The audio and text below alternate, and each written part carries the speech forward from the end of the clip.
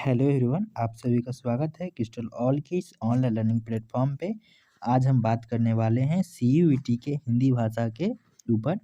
ठीक है, जिसमें ये हमारा 8वां लेक्चर चल रहा है, जिसमें हम बात करेंगे क्रिया विशेषण के ऊपर। इससे पहले हम क्रिया और विशेषण दोनों पढ़ चुके हैं। तो सबसे पहले बात करेंगे क्रिया विशेषण कहते किसको हैं। ठीक है, तो इसमें क्या है कि क्रिया विशेषण वे शब्द होते हैं जो हमें क्रिया की विशेषता बताते हैं। ठीक है, तो क्रिया की विशेषता बताएंगे। तो इससे पहले हम क्रिया पढ़ चुके थे। आप लोग पीछे जाके लेक्चर 7 में देखिए कि क्रिया किसको कहते हैं, अगर आपने नहीं देखा है तो। ठीक है, तो क्रिया क्या होता है कि नॉर्मली हम क्रिया उसको कहते हैं कि जब कोई काम हो रहा है तो उसको क्रिया कहते हैं। तो जब किसी काम की विशेषता बताया जाए तो उसको हम क्या कहेंगे, क्रिया विशेषण कहेंगे। इसको इंग्लिश में एडवर्ब कहते हैं। अब नेक्स्ट पे है इससे पर क्रिया विशेषण में बात करने से सब पहले हम लोग बात करेंगे कि शब्द कितने प्रकार के होते हैं। तो इससे पहले भी हम लोग बात कर चुके हैं शब्द विचार वाले में कि शब्द दो प्रकार के होते हैं, एक विकारी शब्द, एक अविकारी शब्द। तो देखिए सबसे पहले है कि विकारी शब्द किसको कहेंगे। ठीक है, विकारी शब्द किसको कहेंगे, तो जिन शब्दों में लिंग वचन कारक के कारण विकार उत्पन्न होते हैं उनके विकारी शब्द कहते हो। तो विकारी शब्द क्या है, ठीक है, विकार आखिर है क्या। तो इसमें जब बात करेंगे, विकार मतलब होता है, विकार मतलब चेंज, विकार मतलब चेंज। ठीक है, चेंज या परिवर्तन। ठीक है, तो जिसमें हम लिंग वचन और कारक के कारण जिस शब्द में चेंजेस आए या परिवर्तन आए उसको हम विकारी शब्द कहते हैं। ठीक है, और उसके बाद है अविकारी शब्द। उसके बाद है आपका अविकारी शब्द, जिन शब्दों में लिंग वचन और कारक के कारण विकार पैदा न हो उस अविकारी शब्द कहते हैं। ठीक है, जिसमें कोई चेंज ना हो। तो वो क्रिया विशेषण आपको किस प्रकार का शब्द हो गया, तो क्रिया विशेषण हमारा अविकारी शब्द है, क्योंकि क्रिया विशेषण किसी भी स्थिति में नहीं बदलता। ठीक है, जबकि क्रिया में क्या था कि वो लिंग के अनुसार बदल रहा था या फिर संज्ञा सर्वनाम सब बदल रहे थे, लेकिन क्रिया विशेषण क्या है कि नहीं बदलता है। तो इसके बाद हम बात करेंगे क्रिया विशेषण की परिभाषा के ऊपर। तो वह शब्द जो क्रिया की विशेषता के बारे में बताता है, वे शब्द जो क्रिया की विशेषता को बतलाते हैं वे शब्द क्रिया विशेषण कहलाते हैं। जैसे कि यहाँ देखिए, हिरन तेज भागता है, इस वाक्य में भागना क्रिया है और तेज शब्द हम पढ़ चुके हैं कि विशेषण है। तो क्या बता रहा है, तो उसकी विशेषता बता रहा है। तो यहाँ तेज क्या है कि क्रिया विशेषण है। यहाँ पर तेज क्या हुआ, क्रिया विशेषण हो गया। आप समझ रहे हैं। अब और उदाहरण से हम इसको समझते हैं कि जैसे कि समझिए यहाँ कि वह धीरे धीरे चलता है। वह कैसे चलता है, वह धीरे धीरे चलता है। तो यहाँ क्या हो गया कि धीरे धीरे क्रिया विशेषण हो गया। चीता तेज दौड़ता है, तो कैसे दौड़ता है, तेज दौड़ता है। दौड़ना का विशेषण बता रहा है तो तेज दौड़ता है। इसी तरह मयंक धीरे चलता है, चलना का विशेषण यह धीरे बता रहा है, तो यहाँ वह क्रिया विशेषण हो गया। हम रोज सैर करते हैं, तो कैसे सैर करते हैं, तो रोज करते हैं, तो यहाँ भी ये विशेषता हो गया। ठीक है, तो इसी तरह कुछ और उदाहरण है, जैसे कि देखिए, आज मेरे पास बिल्कुल समय नहीं है। ठीक है, ये सब भी क्रिया विशेषण के उदाहरण हो गए। जैसे कि मुकुल ने कल एक गाड़ी खरीदी, यहाँ कल क्या है, कल एक क्रिया विशेषण है। और जैसे कि देखिए, धीरे धीरे धीरे धीरे, तेज आदि शब्द चलना, दौड़ना, बढ़ना आदि क्रियाओं की विशेषता आप बताने का काम करें, यह सब क्रिया विशेषण कहलाते हैं। जैसे कि हम पहले परिभाषा में बात कर चुके हैं। ठीक इसी प्रकार क्रिया विशेषण के कितने भेद होते हैं, इस पे बात करें तो क्रिया विशेषण के 4 भेद होते हैं। अर्थ के आधार पर क्रिया विशेषण के 4 भेद होते हैं। पहला कालवाचक क्रिया विशेषण, दूसरा रीतिवाचक क्रिया विशेषण, तीसरा स्थानवाचक क्रिया विशेषण, चौथा परिमाणवाचक क्रिया विशेषण। ठीक है, तो जब इसमें हम आगे बात करते हैं तो काल सबसे पहला है हमारा कालवाचक क्रिया विशेषण। तो इसमें जो है कि जो क्रिया विशेषण शब्द क्रिया के होने के समय बताता है। काल जैसे कि आप देख रहे हैं, काल मतलब होता है समय। एक काल मतलब क्या होता है? काल मतलब होता है आपका समय। ठीक है। तो जो क्रिया होने के समय काल बता समझ लीजिए उसके समय को बताता है, उसको कालवाचक क्रिया विशेषण कहते हैं। जैसे कि श्यामू कल मेरे घर आया, तो यहाँ क्या हो गया? कल आपका क्रिया विशेषण हो गया। ठीक उसी तरह मैंने सुबह खाना खाया, तो यहाँ क्या हो गया? सुबह क्या क्रिया विशेषण हो गया। हमें निश्चित ही क्रिया के होने के समय के बारे में पता चल रहा है, ऐसे शब्द कालवाचक क्रिया विशेषण के अंतर्गत आते हैं। जैसे मैं सुबह जल्दी उठता हूँ, तो यहाँ जल्दी हो गया। मैं दोपहर में स्कूल से लौटता हूँ, यहाँ क्या दोपहर में लौट रहा है, तो वो विशेषता बता रहा है। हम अक्सर शाम को खेलते हैं, अक्सर, तो यहाँ ये सब क्रिया विशेषण के उदाहरण हो गए। ठीक है।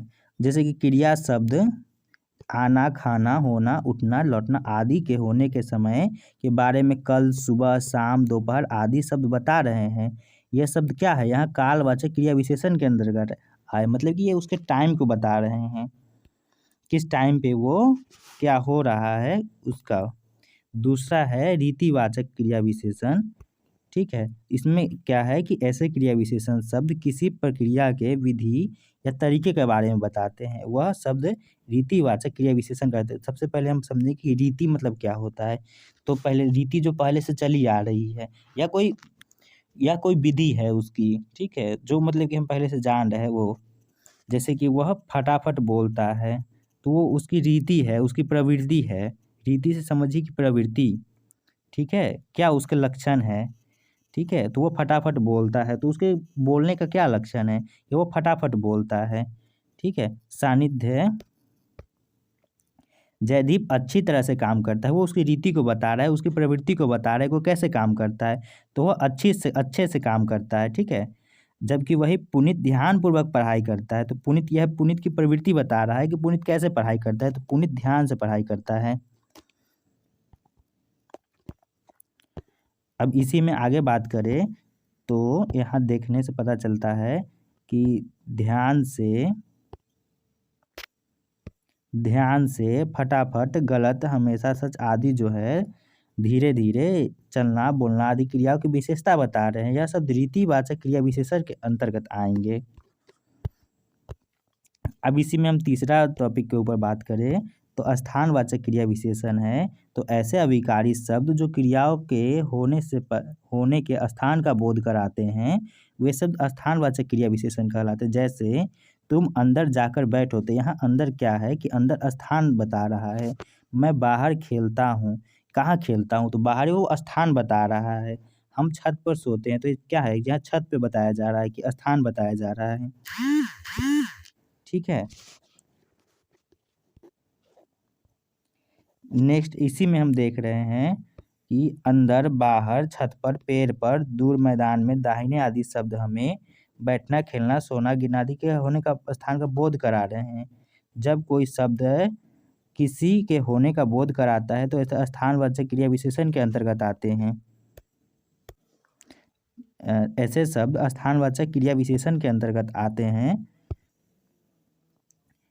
अब हमारे नेक्स्ट टॉपिक है परिमाणवाचक क्रिया विशेषण। तो ऐसे क्रिया विशेषण शब्द जिनसे हमें क्रिया के परिमाण, संख्या या मात्रा का पता चलता है, वह परिमाणवाचक विशेषण कहलाते हैं। जैसे तुम थोड़ा अधिक खाओ, जितेश तुम्हें ज़्यादा दौड़ना है, यह क्या बता रहा है कि उसके मात्रा को बता रहा है। ठीक है, क्वांटिटी को बताएगा, तो वह परिमाणवाचक क्रिया विशेषण हो जाएगा। ठीक है। अभी तुमने पर्याप्त नींद नहीं ली, यहाँ क्या बता रहा है, उसके क्वांटिटी को बता रहा है। तो यह अभी हमने पर्याप्त नींद नहीं ली थी, उसको क्वांटिटी को बता रहा है। जहाँ क्वांटिटी के बताया जाए, मात्रा बताया जाए, वहाँ परिमाणवाचक क्रिया विशेषण होगा। जैसे कि इसमें देखिए अधिक, ज़्यादा, पर्याप्त आदि, खाना शब्द, दौड़ना, सोना, पढ़ना आदि जो है परिमाण यानी का बोध कराते हैं। ठीक है। परिभाषा से हमें यह जान पड़ता है कि ऐसे शब्द जो क्रिया के होने की मात्रा, संख्या के बारे में बताते हैं, उससे परिमाणवाचक क्रिया विशेषण के अंतर्गत आते हैं। अब इसी में हम बात करेंगे कि प्रयोग के आधार पे क्रिया विशेषण के भेद क्या होते हैं। तो प्रयोग के आधार पर क्रिया विशेषण के 3 भेद होते हैं। पहला साधारण क्रिया विशेषण, दूसरा संयोजक क्रिया विशेषण, तीसरा अनुबंध क्रिया विशेषण। ठीक है, तो सबसे पहले बात करेंगे हम साधारण क्रिया विशेषण के ऊपर। तो ऐसे क्रिया विशेषण शब्द जिनका प्रयोग वाक्य में स्वतंत्र होता है, वे साधारण क्रिया विशेषण कहलाते हैं। जैसे कि अरे तुम कब आए। ठीक है, ये सब साधारण क्रिया विशेषण है। ये सवाल पूछ रहा है कि कब आए। हाय यह क्या हो गया। ठीक है, लड़का कहाँ चला गया, तो कहाँ क्या है, यहाँ क्रिया विशेषण है। इसी में जब देखें कुछ शब्दों का प्रयोग वाक्य के स्वतंत्र होता है, यहाँ यह शब्द साधारण क्रिया विशेषण कहलाते हैं। जैसे कि ये सिंपल है। अब दूसरा है पर संयोजक क्रिया विशेषण, जिन क्रिया विशेषण का संबंध किसी उपवाक्य से होता है या संयोजक क्रिया विशेषण कहलाते हैं। जैसे अभी तुम अब जहाँ तुम अभी खड़े हो वहाँ घर हुआ करता था। ठीक है, तो कुछ शब्दों का प्रयोग वाक्य में स्वतंत्र होता है, यहाँ यह शब्द साधारण क्रिया विशेषण कहलाते हैं। ठीक है, यह भी हम जहाँ चल रहे हैं वहाँ वो दौड़ रहे हैं। ठीक है, तो यहाँ मतलब कि रिलेशन बताया। संयोजक का मतलब क्या होता है, कनेक्टर, एक जॉइंट बना रहा है। या जैसे कि यहाँ देखिए, यहाँ वहाँ, जहाँ वहाँ। ठीक है, जहाँ वहाँ, उसी तरह से एक रिलेशन बना रहा है, संयोजन का काम कर रहा है। अब इसी में है अनुबंध क्रिया विशेषण। ऐसे शब्द जो निश्चय के लिए कभी प्रयोग किए जाते हैं वैसे अनुबंध क्रिया विशेषण कहलाते हैं। जैसे यह काम तो गलत ही हुआ है। क्या बता रहा है यहाँ, आपके आने भर की देर है। कि जैसे शब्दों का निश्चय के लिए भी प्रयोग होता है, अतः यह अनुबंध क्रिया मतलब कि यह निश्चित नहीं है। ठीक है, कि यही होना है, गलत हुआ है, निश्चित बताया जा रहा है। ठीक है, रूप के आधार पर जब बात करते हैं तो रूप के आधार पर क्रिया विशेषण के 3 भेद होते हैं। पहला मूल क्रिया विशेषण, दूसरा स्थानीय क्रिया विशेषण, तीसरा यौगिक क्रिया विशेषण। तो इसमें जब बात करेंगे तो मूल क्रिया विशेषण में क्या है कि ऐसे शब्द जो दूसरे शब्दों के मेल से नहीं बनते, यानी जो दूसरे शब्दों में प्रत्यय लगे के बिना बन जाते हुए मूल क्रिया विशेषण शब्द कहलाते हैं। जैसे कि पास, दूर, ऊपर, आज, सदा, अचानक, फिर, नहीं, ठीक। ठीक है, इस तरह से जो है ये मूल क्रिया विशेषण शब्द हुए। जबकि रूप के आधार पर जब दूसरे भेद की बात करते हैं तो स्थानीय क्रिया विशेषण में ऐसे क्या होता है कि ऐसे शब्द जो शब्द भेद बिना अपने रूप में बदलाव किए किसी विशेष स्थान पर आते हैं, वे स्थानीय क्रिया विशेषण कहलाते हैं। जैसे वह अपना पाठ पढ़ेगा, तो क्या है यहाँ, तुम दौड़कर चलते हो। यह दौड़कर क्या है, वो मतलब कि स्थानीय क्रिया विशेषण है। सिर, चलते आदि रूप शब्द में बिना बदलाव के हुए विशेष स्थान पर प्रयोग किए जाते हैं। ये सब क्या है कि वो विशेष स्थान पर आपको प्रयोग किए जाते हैं, इसलिए क्या स्थानीय क्रिया विशेषण के अंतर्गत आएंगे। उसके बाद है यौगिक क्रिया विशेषण। तो ऐसे क्रिया विशेषण जो किसी दूसरे शब्दों में प्रत्यय या पद आदि लगाने से बनते हैं, ऐसे शब्द ऐसे क्रिया विशेषण यौगिक क्रिया विशेषण की श्रेणी में आते हैं। तो क्या इसमें क्या देखेंगे कि संज्ञा से यौगिक क्रिया विशेषण कैसे बनता है। तो सवेरे से सवेरे बना, साय बना, आजन बना। ठीक है, क्रमशः प्रेम से प्रेम पूर्वक, रात से रात भर, मन से, ये सब बना। ठीक है, जबकि जैसे यहाँ, वहाँ, अब, कब, इतना, ये सब भी उसके उदाहरण हैं। ये सर्वनाम से थे। जैसे कि आप ये देखें, यहाँ, वहाँ, जहाँ, कब, ये सब सर्वनाम से बने थे। ठीक है, सर्वनाम से यौगिक क्रिया विशेषण। अब इसी में है कि विशेषण से एक यौगिक क्रिया विशेषण कैसे बनते हैं। तो चुपके, पहले, दूसरे आदि, ये सब जो है कि आपके विशेषण से बना है। जबकि क्रिया से कैसे बनता है, खाते, पीते, सोते, बैठते, उठते, जागते इत्यादि जो है इससे बना है। तो अब हम देखेंगे कि विशेषण और क्रिया विशेषण में क्या अंतर है। ठीक है, तो पहले विशेषण और फिर क्रिया विशेषण। तो देखिए कि विशेषण में हम पहले पढ़ चुके हैं कि जो शब्द संज्ञा या फिर सर्वनाम की विशेषता बताते हैं उन्हें विशेषण कहते हैं। ठीक है, तो जो शब्द क्या है कि संज्ञा एवं सर्वनाम की विशेषता बताते हैं उसे विशेषण कहते हैं, हम पढ़ चुके हैं अपने 7वें वीडियो लेक्चर के में। ये 6ठे वीडियो लेक्चर में हम पढ़ चुके हैं। जबकि क्रिया विशेषण पढ़ रहे हैं तो उसमें क्या है कि जब शब्द क्रिया की विशेषता बताते हैं तो उन्हें क्रिया विशेषण कहते हैं। जैसे कि वो अच्छा खेलता है, कैसा खेलता है, अच्छा खेलता है, जबकि वो अच्छा खिलाड़ी है। यहाँ क्या है कि यहाँ संज्ञा, आपको संज्ञा या सर्वनाम की विशेषता बताया जाएगा, लेकिन यहाँ किसकी विशेषता बताया जाएगी, यहाँ क्रिया की विशेषता बताई जाएगी। ठीक है, और ये हमारा व्हाट्सएप नंबर है, आप हमारे बैच की इंक्वायरी या किसी भी जानकारी के लिए इस पे मैसेज कर सकते हैं।